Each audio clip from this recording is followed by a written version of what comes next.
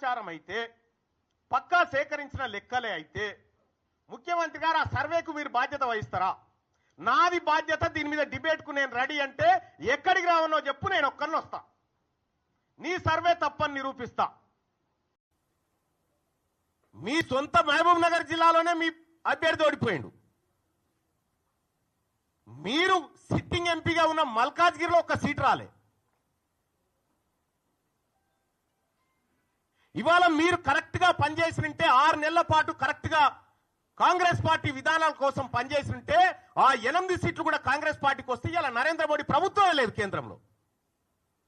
పరోక్షంగా మీరు సహకరించుకుంటా ఇవాళ కాంగ్రెస్ పార్టీని ఖతం చేసేటువంటి ఉద్దేశంతో మీరు ముందుకు పోతా ఉన్నారు.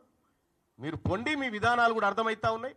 నిన్నగాక మొన్న కాంగ్రెస్ పార్టీ ఎమ్మెల్సీ అభ్యర్థి నరేందర్ రెడ్డి గారు ఆయన ఎన్నికల ప్రచారానికి పోయి ఈయన గెలిచినా గెలవకపోయినా ఒకటే అని చెప్పి, ఈయన గెలిచినా గెలవకపోయినా ఒకటే అని చెప్పే, మరి నరేంద్ర మోడీ గారు బొమ్మ పెట్టుకున్నటువంటి బీజేపీ అభ్యర్థి ఆడ గెలుస్తా ఉన్నాడు. ఇంకో టీచర్ ఎమ్మెల్సీ ఎన్నికల్లో భారతీయ జనతా పార్టీ ఒక బీసీ బిడ్డకు టికెట్ ఇచ్చి ఫస్ట్ ప్రియారిటీలో టీచర్ ఎమ్మెల్సీ గెలిచి ఆ ఇంపాక్ట్ తోటి పట్టభద్రుల ఎమ్మెల్సీ ఎన్నికలు కూడా గెలుస్తా ఉంది. మీరు జిల్లాలు మొత్తం ఈ మెదకు, ఆదిలాబాద్, నిజామాబాద్, కరీంనగర్ పిట్ట తిరిగి నడుదిరిగి తిరిగి ఎమ్మెల్సీ ఎన్నికలు ఏంది ఫలితం? ఇవాళ ఎందుకు తారుమారైతా ఉంది?